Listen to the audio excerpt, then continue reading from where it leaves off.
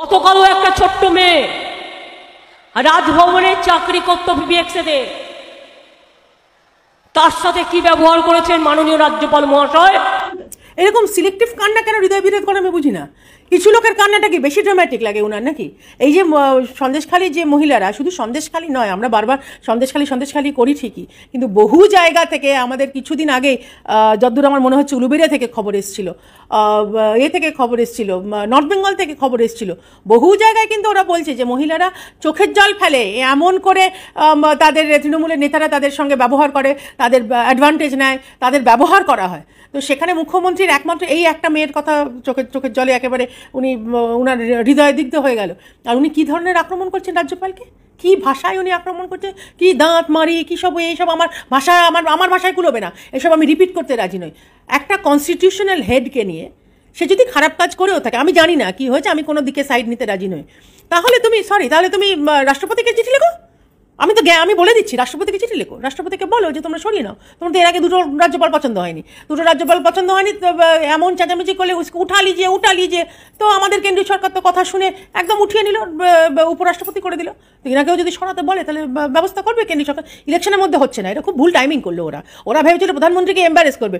প্রধানমন্ত্রী এসবের ঊর্ধ্বে, যেখানে ওই বারবার মুখ্যমন্ত্রী বলছে তো যে প্রধানমন্ত্রী যখন ঢুকছিল তখন কেন আপনাকে আপনার লোকজন কিছু বলেনি, প্রধানমন্ত্রী এইসবের ঊর্ধ্বে। আর আপনি মা বোনেদের নিয়ে কথা বলেন, আপনার লজ্জা নেই?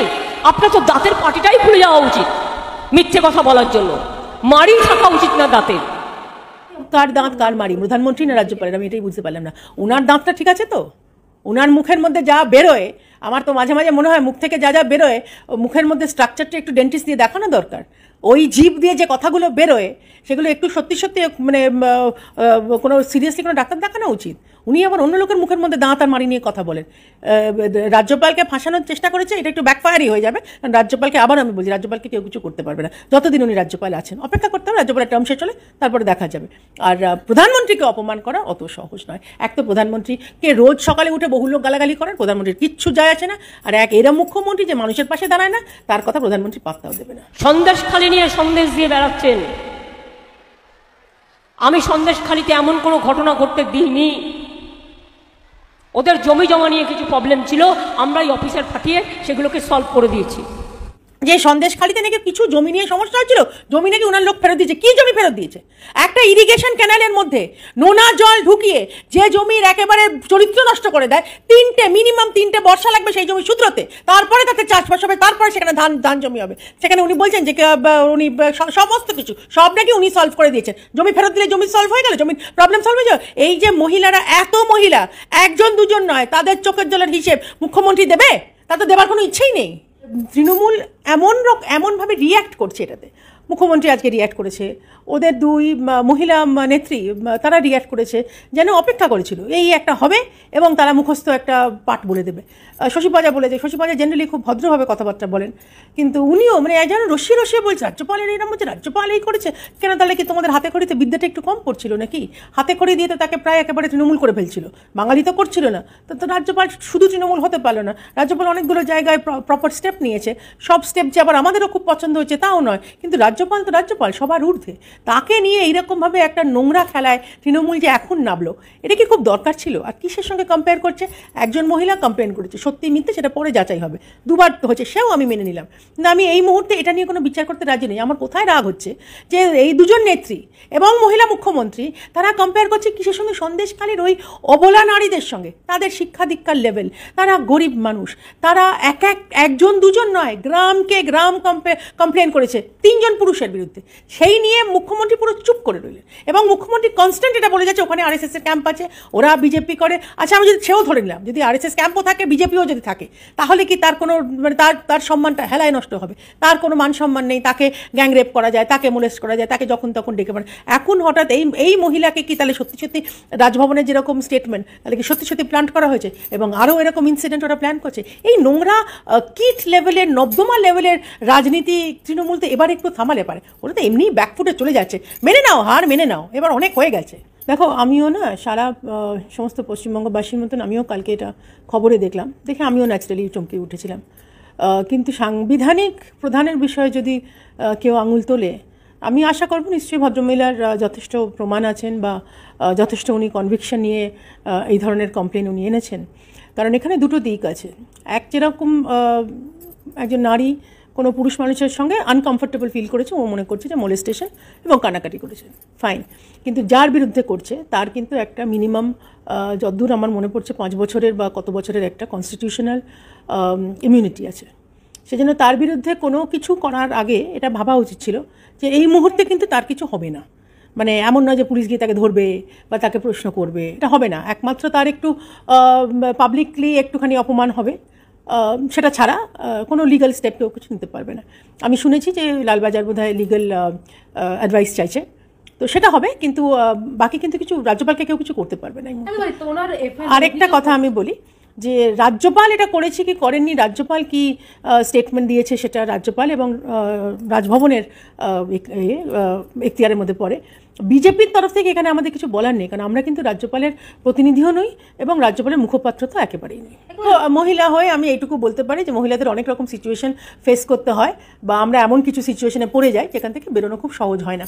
ও কি হয়েছে আমি এটার মধ্যে ঢুকতে রাজি নই, কিন্তু আমার বারবার একটাই কথা, যদি মনে হয় যে রাজ্যপালের বিরুদ্ধে কমপ্লেন করবে, ওর অন্তত 10 বার ভাবা উচিত ছিল। রাজ্যপাল এনজয়স ইমিউনিটি, ডিপ্লোম্যাটিক ইমিউনিটি না কনস্টিটিউশনাল ইমিউনিটি, কোনো একটা টার্ম আছে, এটা I am not very sure. কিন্তু রাজ্যপালের বিরুদ্ধে চট করে কোনো সাধারণ পুলিশ অ্যাকশন নিতে পারে না।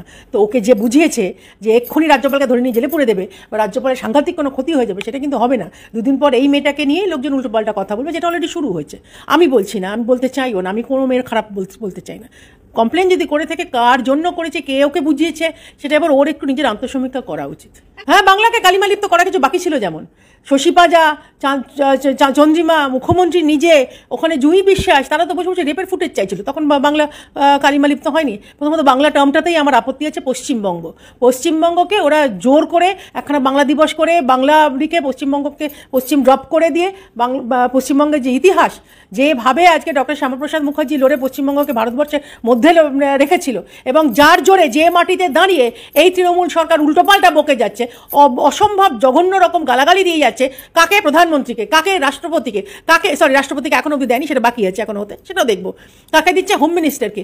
এটা কোথাও একটা বাংলা কালিমালিপ্ত করতে বাকি আছে। আমি ন্যাশনাল চ্যানেল করি, তুমি একটু আগে বকেছিলে, আমায় লোকজন এর হাসাহাসি করে, মানে লিটারেলি বলতে গেলে পশ্চিমবঙ্গকে নিয়ে হাসাহাসি হয়, আরে আপকা তো চিফ মিনিস্টার এসা হয়, আপকা তো বাঙ্গাল মে এসা হতা হয়। ভালো লাগে শুনতে এগুলো। বাংলা কালিমালিপ্ত হতে কিছু বাকি আছে? অনেকবার হয়েছে, তাহলে উনি ট্র্যাক রেখেছেন, আমি জানি না, আমার কাছে এরকম অনেকবারের কোনো খবর নেই। আমি শুনেছি এই মেয়েটা 2 বার বলেছে, 2 বারের কথা বলেছে। পুলিশ ইনভেস্টিগেশন, নর্মাল একটা ইনভেস্টিগেশন, আমি ঠিক জানি না, রাজ্যপালকে নিয়ে বোধহয় ইনভেস্টিগেশনও করা যায় না। রাজ্যপালের একটা ইমিউনিটি আছে, কারণ আমি যতদূর জানি রাজ্যপালের সঙ্গে না, কিন্তু আমি যতবার রাজ্যপালের সঙ্গে ইন্টারাকশন করেছি, ঠায় দাঁড়িয়ে থাকে এডিসি পেছনে। তো এবার এডিসি থাকলে কীভাবে কি এরম নোংরা ঘটনা ঘটে আমি জানি না। তবে আমি আবারও বলবো, মহিলা মন্ত্রীদের, তৃণমূলের মহিলা মন্ত্রীদের, মুখ্যমন্ত্রীকে তো বলা সাজে না, কারণ মুখ্যমন্ত্রী কারোর কথা শোনেনও না, আর ওনার সেই মেন্টালিটিও নেই। উনি যে ধরনের নোংরা কথা বলছেন, এই মন্ত্রীদের আমি এইটুকু বলতে পারি যে এটাকে রস্যি এনজয় না করে মহিলার পাশে দাঁড়ানো দরকার। সন্দেশখালিতে তো দাঁড়ালো না, এই মহিলার পাশে দাঁড়াক, একটু সমবেদনা দিয়ে জিজ্ঞেস করুক আসলে কী হয়েছে, নাকি এটা আপনাদেরই বোঝানোর জন্য এই ঘটনা উনি এই ভদ্রমহিলা তৈরি করছেন, সেটা একটু দেখা দরকার। আর সব কিছু এরকম নোংরা লেভেলে নিয়ে আসার দরকার নেই। তোমরা কাজ করোনি, তৃণমূল সরকার এতদিন ধরে কাজ শুধু করেনি তা নয়, করাপশনের ঢিপি এসএসসিতে 25,000 চাকরি চলে গেল, সেটা এখন মুখ্যমন্ত্রী চাচ্ছে প্রধানমন্ত্রী নাকি খেয়ে নিয়েছে চাকরি। আরে তোমরা ব্যালট পেপার খাও, তোমরা চাকরি খাও, তোমরা বালি খাও, তোমরা পাথর খাও, কোনোটা বাদ যায় না। মানে শুধু বোধহয় গরুটা খেতে বাকি আছে, গরু চুরি করে ওপারে দিয়ে দিয়েছে। মানুষ খায়, মানুষের রক্ত চুষে নিয়ে নেয়। পরপর উনি বলে যাচ্ছেন। দেখো, কুণাল ঘোষকে নিয়ে যত কম বলা যায় তত ভালো।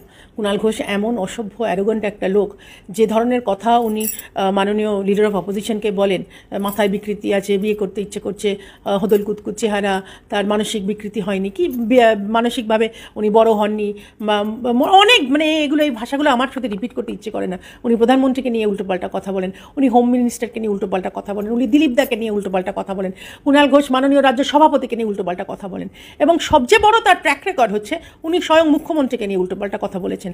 জেল থেকে যখন জেলের গাড়িগুলো, মানে জেলের গাড়ি ওকে নিয়ে যখন কোর্ট অব্দি যেত আসতো, আমরা খুব মন দিয়ে দেখতাম, আমার মনে আছে, মুখময় দাড়ি, এতটা চুল, এবং কুণাল ঘোষ চিৎকার করে যাচ্ছে সারদার সব কিছু মমতা জানে, যে মমতা ব্যানার্জিকেই গালাগালি দিত, সে আবার ওই পার্টিরই কি চিফ স্পোক্সপারসন হয়ে গেল, এবং সর্বভারতীয়, ওদের তবে সর্বভারতীয় ছাড়া কোনো কথা হয় না, সর্বভারতের কিছুই তাদের নেই, তাদের নাকি রাজ্য সম্পাদক ছিল, কি ছিল আমি জানি না, আমি খুব একটা ট্র্যাকও রাখি না।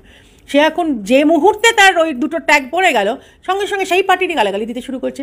এবং গালাগালি দিচ্ছে মানে কি, এই যে কথাগুলো যে বলছে, এগুলো তো শুধু সুমনের বা এবিপি আনন্দের বা আমাদের অডিয়েন্সের শোনার কথা নয়। তুমি যদি অ্যাকচুয়ালি জানতে বা এখনও যদি তোমার মনে করো, তুমি তাহলে সিবিআইকে জানাচ্ছ না কেন? এবং এই কথাগুলো তো পাবলিক মিডিয়ামে চলে এসছে। মুখ্যমন্ত্রী কী করছে?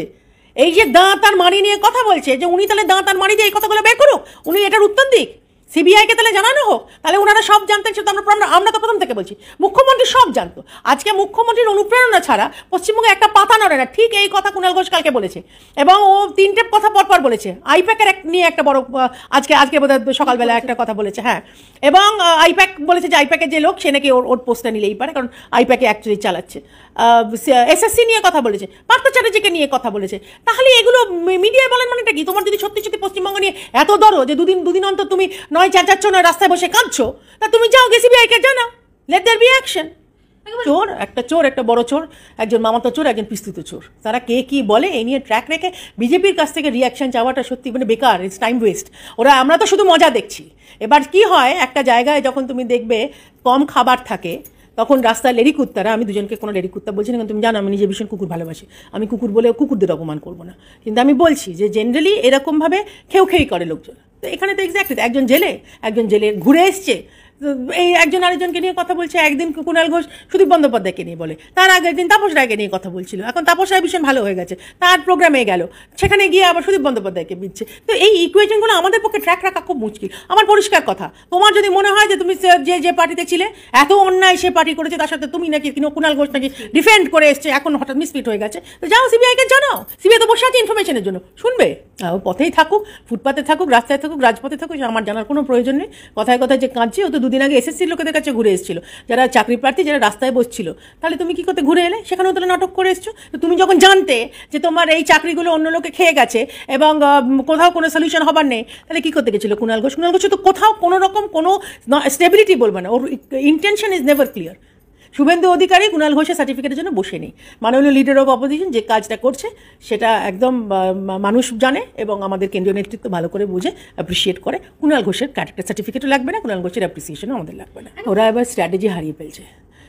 তুমি যদি পরপর ঘটনাগুলো দেখো, সন্দেশখালিতে যখন শুরু হলো তার কিছুদিন আগে ওরা নিজেদের মধ্যে একটা গোষ্ঠীদ্বন্দ্ব ক্রিয়েটই করেছিল, কারণ ওদের মধ্যে কোনো প্রবলেম নেই। আজকে যদি পিসি ভাইপোর কোনো সমস্যাও হয়, তাহলেও তারা বন্ধ দরজার পেছনে মিটিয়ে নেবে। সেটা নিয়ে এত দিনের পর দিন মিডিয়ায় চর্চার কোনো প্রয়োজন ছিল না, ওরা করেছে।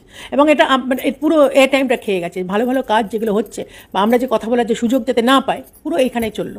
তারপরে কিছুদিন হলো এই নিয়ে কুণাল ঘোষ নিয়ে, এখন কালকে থেকে শুরু হয়ে গেছে রাজ্যপাল নিয়ে। ওদের এটাই স্ট্র্যাটেজি যে মানুষ আর কিছু চিন্তা, ওরা ভাবে মানুষ আর কিছু চিন্তা করবে না, কে কাকে কী করলো, কে কাকে কী বললো, এই নিয়ে যেন মিডিয়া টিআরপি বেড়ে যাবে এবং এটা নিয়ে মানুষ বসে থাকবে। মানুষ is not interested, people are not interested. মানুষ এবার জানতে চায় যে ভাই তোমরা চাকরিগুলো যে খেয়েছো কী করলে, ব্যালট পেপার যে খেয়েছিলে সেগুলো হজম হলো না হলো না, ইভিএম এখন খাবার চেষ্টা করছো, খেতে পারছো না বলে ইভিএম নিয়ে ওদের সমস্যা হয়ে যাচ্ছে। ওদের 3টে রাজ্যপালকে নিয়ে সমস্যা, এবং এই সমস্যা যে এই লেভেলে নেমে গেছে। আমি একটু আগে আমি যে চ্যানেলটা করছিলাম সেখানে আমি দেখলাম তৃণমূলের প্রবক্তা এসেছিল, সে আবার লম্বা লিস্ট নিয়ে এসছে অন্য কোন রাজ্যপালের নাকি এরকম ধরনের ইনসিডেন্ট হয়েছে। দেখো আমি এগুলো জানি না, আমি বলতে পারবো না যে পুরুষ মানুষের ট্র্যাক রেকর্ড রাখা আমার পক্ষে সম্ভব নয়। তৃণমূল রাখছে, তার মানে এটা প্ল্যান করে করেছে, একদম রাতারাতি এতগুলো ডেটা বের করে ফেলেছে, এগুলো প্ল্যান করে করছে যাতে মানুষের নজরটা ঘুরে যায়। এই যে চাকরিগুলো খেয়ে নিয়েছে বা এতগুলো এসএসসির ক্যান্ডিডেট যে রাস্তায় বসেছে, ততদিন তাদের চোখের জল মনে বিঁধল না। তোমার মনে থাকবে, নামটা আমি ভুলে যাচ্ছি মেয়েটার, রাসমণি, মাথার চুল কামিয়ে আন্দোলন করছে। আজকে চুল মেয়েদের অলংকার, সেই সময় যে কাঁদছে, চোখের জল মুছছে আর মাথা কামাচ্ছে, তখন মুখ্যমন্ত্রী দেখতে পাননি নাকি তখন টিভিতে চলছিল না, নাকি তখন কানে হেডফোন দিয়েছিল? আমি বুঝতে পারি না এগুলো, এই কী সিলেক্টিভ ধরনের ট্রিটমেন্ট হচ্ছে। সন্দেশখালী মেয়েরা চুলোয় যাক, রাস্তায় যে ছেলেমেয়েরা বসে আছে তারা চুলোয় যাক, একটা রাজভবনে একটা মেয়ে কী বললো না বললো নিশ্চয়ই ইনভেস্টিগেট করবে, সমস্ত মেয়ে মূল্যবান নিশ্চয়ই করবে, কিন্তু তাই বলে ওরা কেউ নয়। এই একটা ছোটো মেয়ে হঠাৎ ভীষণ তার একেবারে মনের দিক বিধে গেল, একটু তার আমার মনে হয় মুখ্যমন্ত্রীর ওপর একটু ইনভেস্টিগেশন করা দরকার, সব রকম ইনভেস্টিগেশন করা দরকার। থেকে পড়ে যাচ্ছেন, মাথায় লাগছে, পায়ে লাগছে, ব্যালেন্সের তো গন্ডগোল হতে পারে, বয়স হয়ে যাচ্ছে।